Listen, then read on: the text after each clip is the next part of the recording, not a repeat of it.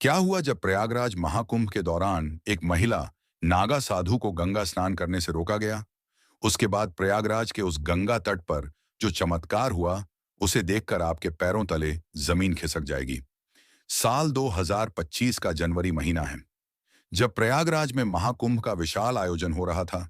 दुनिया भर से लाखों श्रद्धालु संत और साधु गंगा स्नान के लिए यहां आए हुए थे। इस महाकुंभ में हर किसी का एक एक मात्र उद्देश्य था, मोक्ष की प्राप्ति करना। इसी भीड़ में एक विशिष्ट और दिव्य साध्वी थी। उन्होंने संसार के मोह को त्याग कर एकांत और तपस्वी जीवन को अपनाया था। कहा जाता है कि उन्होंने कठोर तपस्या और साधना से कई सिद्धियां प्राप्त की थीं। लोग उन्हें देवी के अवतार के रूप में मानते थे और उनकी साधना से प्रेरित होकर अनेक भक्त उनका अनुसरण करते थे। वे अपने साधारण जीवन शैली और कठिन तपस्या के कारण सबके बीच श्रद्धा का केंद्र बन गई थी।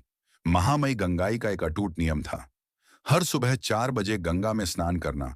उन्होंने कभी इस नियम को नहीं तोड़ा, चाहे वर्षा हो या आंधी हो या भयंकर ठंड हो। गंगा नदी प्रति उनका प्रेम और सम्मान बहुत अधिक था।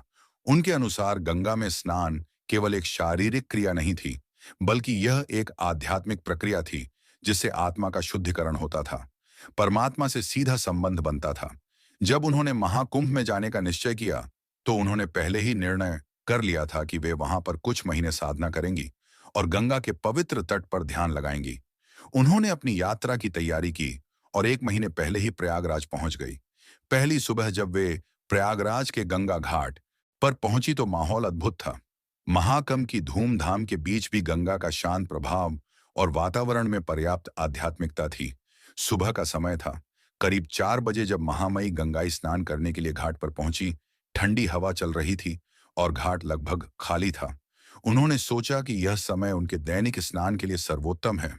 जब वे अपने वस्त्र उतारकर गंगा में प्रवेश करने वाली थीं, तभी वहां पर सफाई करने के लिए नगर निगम के कुछ अधिकारी आए और उन्होंने उन्हें आगे जाने से रोक लिया। उन्होंने कहा, माँ, इस गंगा की सफाई करनी है, यहां पर काम चल रहा है, अभी आप स्नान नहीं कर सकती। हमारे नियम के अनुसार यह सफाई के लिए निर्धारित समय है। महामयी गंगा ने शांत स्वर में कहा, गंगा मां सबकी है और यह मेरा नित्य नियम है कि मैं सुबह 4 बजे गंगा में स्नान करती हूँ। मुझे स्नान करने दीजिए। मेरे स्नान से आपकी सफाई प्रक्रिया बाधित नहीं होगी। लेकिन अधिकारियों ने उनकी बात पर ध्यान नहीं दिया और वह बोले, यह संभव नहीं है, आपको थोड़ा इंतजार करना होगा। दिन भर का समय है, बाद में आकर स्नान कर लीजिएगा। अभी हम आपको अनुमति नहीं दे सकते हैं। महामयी गंगा धैर्य से बोली, यह मेरा नियम है और मैं इसे आज भी नहीं तोड़ सकती हूँ। मैं गंगा की शरण में आई हूँ और यह मेरा अधिकार है कि मैं इसमें स्नान करूं। यह सुनकर अधिकारियों में एक अधिकारी को गुस्सा आ गया और वह बोला, तुम्हारी जिद की वजह से हमें परेशानी हो रही है। यहां अभी कोई स्नान नहीं करेगा। आखिर क्यों तुम इसी समय स्नान करना चाहती हो? क्या तुम में इतनी शक्ति है कि तुम इस ठंड में गंगा के ठंडे पानी में नहा सको? तुम्हारे अंदर कुछ भी विशेष नहीं है। व्यर्थ की बातें करना बंद करो और यहां से चली जाओ और हमें हमारा कार्य करने दो। महामयी गंगाई अब भी शांत रही। उनका चेहरा बिल्कुल धैर्य से भरा हुआ था।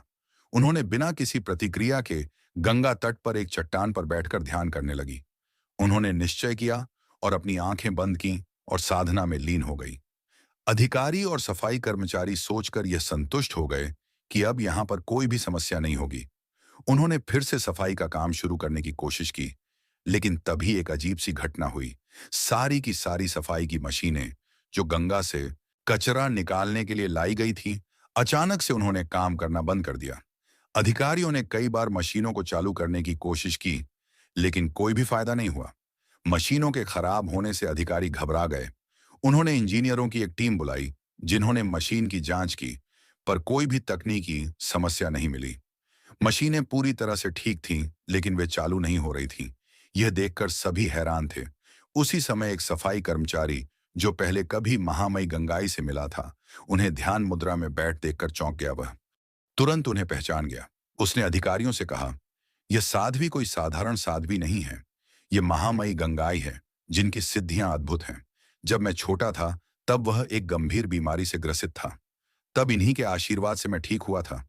हमें इनसे क्षमा मांगनी चाहिए, क्योंकि उनका अपमान करने के कारण ही मशीनों ने काम करना बंद कर दिया है। यह सुनकर अधिकारी हक्के बक्के रह गए। उन्होंने समझ लिया था कि उनका व्यवहार गलत था। वे सभी महामई गंगा के पास गए और उनके चरणों में गिरकर उनसे क्षमा मांगी। उन्होंने कहा, माँ, हमसे बहुत बड़ी भूल हो गई है। हमें समझ नहीं आ रहा था कि आप कौन हैं। हमसे गलती हो गई है कि हमने आपको गंगा में स्नान करने से रोका। कृपया करके हमें क्षमा करें। महामई गंगा ने आंखें खोली और मुस्कुराते हुए बोली, गंगा माँ सबकी है और किसी का भी गंगा पर विशेष अधिकार नहीं है। साधुओं का पहला अधिकार होता है, क्योंकि वे गंगा की महिमा को समझते हैं। लेकिन यहां भी जरूरी है कि हम सब मिलकर एक दूसरे का सम्मान करें। मैं आपको क्षमा करती हूं। इसके बाद महामई गंगाई ने गंगा में स्नान किया। जैसे ही उन्होंने गंगा में स्नान किया, उसी क्षण मशीनें फिर से चलने लगीं। अधिकारियों और कर्मचारियों की आंखों में आश्चर्य और श्रद्धा थी। वे समझ गए थे कि यह सातवीं वास्तव में दिव्य शक्ति से युक्त है। इस चमत्कार के बाद पूरे प्रयागराज में यह खबर आग के जैसे फैल गई। महामई गंगाई के दर्शन के लिए लोग घाट पर आने लगे। उन्होंने महसूस किया कि साधु संतों का अपमान करना एक बहुत बड़ी गलती है और वे वास्तव में ईश्वर के प्रति समर्पित होते हैं।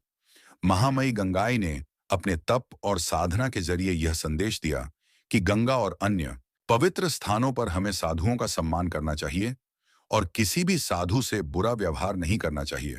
यह घटना इस बात का प्रतीक थी कि आध्यात्मिक शक्ति केवल दिखावे या भारी चमत्कारों में नहीं होती, बल्कि वह प्रेम, भक्ति और समर्पण में निहित होती है। इस कथा से हमें यह सीख मिलती है कि साधु संतों का आदर और सम्मान हमें करना चाहिए। उनकी तपस्या और साधना हमारे जीवन को मार्गदर्शन देती है।